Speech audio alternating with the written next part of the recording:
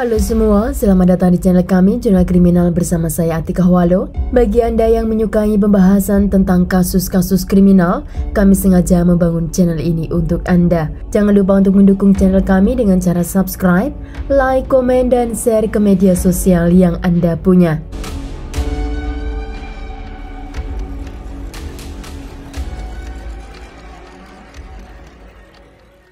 Seorang wanita yang bernama Mireli Peixoto Souza, dia berusia 22 tahun saat kejadian. Mireli dikenal oleh keluarganya sangat tekun beribadah ke gereja. Dan di sana dia mendapatkan pendamping hidup, yaitu anak dari pendeta. Mireli tidak berpacaran dengan suaminya dan mereka segera menikah. Setahun kemudian mereka dikaruniai satu anak perempuan. Namun ketika bayinya berusia 2 bulan, mereka memutuskan untuk bercerai karena seringnya terjadi perselisihan dan pertengkaran. Setelah 6 bulan berpisah dari suaminya, Mireli tinggal bersama ibu dan juga membawa bayinya. Pada tanggal 15 Januari pada tahun 2019, Mireli mendapat telepon dari seseorang dan hari itu Mireli pamit ke ibunya jika dia ada interview kerja di sebuah perusahaan yang ada di kota bernama Tatuapé. Setelah hari itu, Mireli tidak bisa dihubungi dan dia juga tidak menghubungi keluarganya. Maka keluarganya mengira jika Mireli sedang sibuk untuk mempersiapkan diri dengan pekerjaan barunya. Keesokan harinya, warga menemukan jasad seorang wanita di sebuah hutan di dekat Rutan di daerah Mogi das Cruzes di kota São Paulo. Jasad wanita itu ditemukan dengan luka tembakan di tengkuk dan polisi saat itu tidak mengetahui identitas korban. Walaupun ada tas di samping tubuh korban, namun tidak ada kartu identitas atau handphone milik korban. Setelah ditelusuri, ternyata itu adalah jasad Mireli. Polisi segera menghubungi keluarga Mireli dan juga menelusuri jejak Mireli dari rumahnya. Sedang keluarga Mireli menyiapkan pemakaman setelah tubuhnya dikeluarkan dari ruang otopsi. Di rumah duka, keluarga Mireli sangat terpukul melihat kenyataan jika Mireli telah tiada dan juga meninggalkan bayinya yang masih berusia 8 bulan. Pendeta Ajir atau mantan mertua Mireli juga hadir di rumah duka itu dan dia memimpin doa untuk mengiringi jenazah Mireli ke pemakaman. Ibu Mireli di rumah duka sambil menyambut para pelayat, dia sepertinya merasakan sesuatu terhadap pendeta atau mantan mertua Mireli. Namun dia tidak tahu apa yang terjadi antara Mireli dan pendeta itu.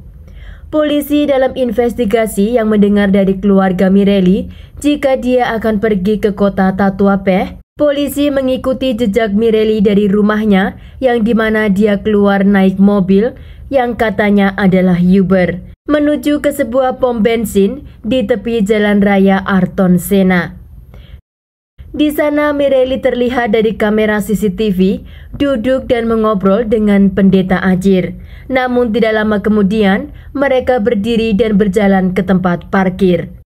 Yang menarik perhatian polisi, di dalam tempat tersebut, baik korban maupun pendeta tampaknya sangat tenang. Seolah-olah mereka berdua di tempat itu melakukan semacam percakapan atau semacam kesepakatan. Tidak mungkin ada perselisihan atau pertengkaran karena terlihat dari wajah Mireli dan pendeta itu sangat bahagia.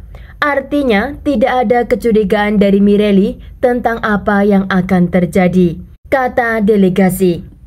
Gambar dari CCTV juga menunjukkan bahwa ketika keduanya masuk ke dalam mobil pendeta Ajir dan meninggalkan tempat pom bensin itu, kendaraan yang ditumpangi oleh Mireli dari rumahnya menyusul dari belakang. Kondisi di mana mayat itu ditemukan menunjukkan bahwa korban belum lama tertembak. Polisi menduga jika ponsel dan identitas korban telah diambil oleh pelaku. Menurut polisi, Mireli juga dibunuh di tempat di mana dia ditemukan. Delegasi yang menangani kasus ini, dia bernama Ruben Jose Angelo. Dia mengatakan jika kejahatan itu dilakukan oleh pelaku yang ditandai dengan sikap dingin, yaitu Pendeta Ajir. Pendeta Ajir adalah seorang dokter filsafat terlatih dalam bidang hukum. Dia adalah seorang pembicara terkenal di dunia penginjilan, yang dimana dia memberikan ceramah tentang bagaimana seorang harus melanjutkan untuk mencapai surga atau hidup yang kekal dengan cara yang damai. Menurut delegasi itu, kasus ini sangat menarik perhatiannya karena apa yang pelaku lakukan adalah serigala berbulu domba yang paling mutlak. Dari bukti-bukti yang dikumpulkan selama penyelidikan menunjukkan bahwa kejahatan itu benar-benar direncanakan, dibuat-buat, dan dibangun di benak terdakwa Ajir, pungkas delegasi. Perhatikan sikap Pendeta Ajir yang sedang berada di rumah duka dengan tangan ditaruh di pipinya dan dia duduk santai di samping istrinya. Setelah menghadiri pemakaman Mireli, keesokan harinya dia mengajak keluarga dan juga mantan suami Mireli untuk liburan ke pantai. Polisi hari itu belum mengetahui jika Ajir adalah pelakunya. Setelah mengumpulkan bukti selama 8 hari dari hari kejadian, polisi memutuskan untuk mengetuk pintu rumah Ajir pada pukul 4 pagi. Anaknya atau mantan suami Mireli juga ikut duduk mendampingi ayahnya digiring ke kantor polisi. Dia masih bingung saat dimintai keterangan oleh awak media karena menurutnya dia bercerai dengan Mireli karena mereka memang sudah tidak cocok. Dan dia sama sekali tidak tahu jika mantan istrinya itu ada hubungan khusus dengan ayahnya. Di kantor polisi, delegasi mengatakan kepada Ajir sambil menunjukkan semua bukti jika dia telah dijadikan tersangka sebagai otak pembunuhan kepada mantan menantunya. Dari hasil penyelidikan, polisi mendapatkan bukti jika pada tanggal 14 Januari pada tahun 2019, pagi itu Pendeta Ajir menelpon Mireli dan dia juga sudah mengirim Uber untuk menjemputnya. Karena Mireli menyembunyikan hubungannya dengan pendeta dari keluarganya, maka dia pamit kepada ibunya bahwa dia akan interview di sebuah perusahaan dan akan kembali beberapa hari kemudian. Mireli dijemput oleh mobil dan ternyata mobil dan sopir itu bukanlah Uber. Namun mobil tersebut telah disewa oleh Pendeta Ajir dari sebuah rental pada tanggal 14 dan diberikan kepada keponakannya yang bernama Abrão Rodrigues Silva dan menyuruhnya untuk menjemput Mireli di rumahnya. Sesampainya di pom bensin, Mireli bertemu dengan Pendeta Ajir dan mereka sedikit ngobrol. Namun setelah itu terlihat dari kamera CCTV mereka masuk ke dalam mobil Ajir yang dimana mobil itu juga bukan miliknya, melainkan mobil yang telah dia sewa dari rental. Lalu mobil tersebut berjalan ke daerah Tabua, pedesaan Mogi. Sesampainya di tengah jalan, Mireli disuruh keluar dan diajak ke tengah hutan, tidak terlalu jauh dari jalan raya. Di sana mobil yang disetir oleh Abrão juga berhenti di belakang mobil Ajir.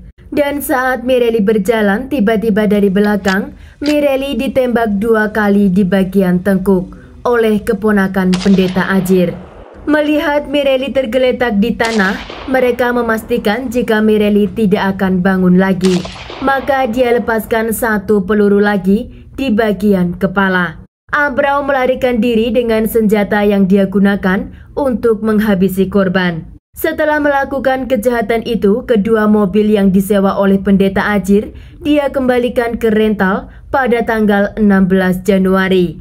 Pendeta Ajir menyewa 2 mobil dengan KTP-nya untuk melakukan kejahatan itu. Dan semua dia lakukan untuk mengelabui polisi agar terhindar dari tuduhan pembunuhan.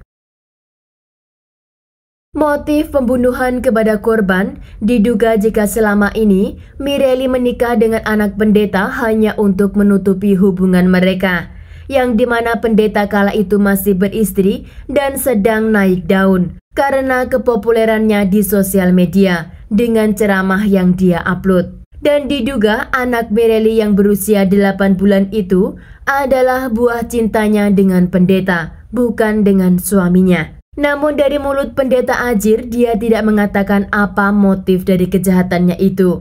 Keluarga Mireli sedikit tahu apa yang sebenarnya terjadi, namun mereka enggan untuk menyampaikan ke publik. Begitu juga dengan keluarga pendeta dan juga mantan suami Mireli. Dia pun memilih diam dan hanya menyesali kenapa ayahnya harus mengambil jalan seperti itu, yang berdampak menghancurkan dua keluarga. Menurut polisi, pengadilan memutuskan penangkapan kepada Ajir dengan dakwaan femicide, pembunuhan tingkat pertama, dan juga penyembunyian mayat. Sampai hari ini, pendeta Ajir masih menunggu jadwal persidangan, namun keponakannya yang bernama Abrau hingga hari ini pun masih belum ditangkap. Dia masih dalam pelarian. Sekian kasus hari ini, jangan lupa tinggalkan like dan komen. Jika Anda tidak keberatan, klik tombol subscribe untuk mendukung channel kami. Terima kasih saya ucapkan kepada Anda para subscribers. Sekian, sampai jumpa di kasus berikutnya.